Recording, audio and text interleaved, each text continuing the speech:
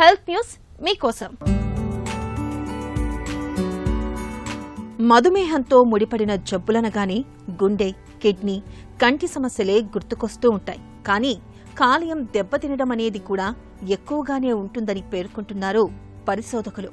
మన దేశంలో టైప్ 2 మధుమేహంతో బాధపడే ప్రతి నలుగురిలో ఒకరిలో కాలేయ కణజాలం గట్టిపడుతున్నట్లు, ప్రతి 20 మందిలో ఒకరిలో లివర్ సిర్రోసిస్ ఏర్పడుతున్నట్లు ప్రముఖ లాన్సెట్ రీజనల్ హెల్త్లో ప్రచురితమైన డయాఫిబ్ లివర్ అధ్యయనంలో వెల్లడైంది.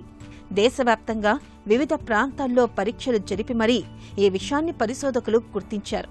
వీరిలో కాలేయ జబ్బుకు సంబంధించిన లక్షణాలేవీ పైకి కనిపించకపోవడం గమనార్హం. అంటే మధుమేహం అనేది చడీ చప్పుడు లేకుండా కాలేయాన్ని దెబ్బతీస్తుందన్నమాట. అందుకే దీన్ని మధుమేహంతో ముడిపడిన 4వ అతిపెద్ద సమస్యగా పరిగణించాలని పరిశోధకులు సూచిస్తున్నారు. మధుమేహ చికిత్సలో కాలేయ జబ్బును గుర్తించే ఫైబ్రోస్కాన్ వంటి పరీక్షలకు ప్రాధాన్యం ఇవ్వాలని వారు చెబుతున్నారు.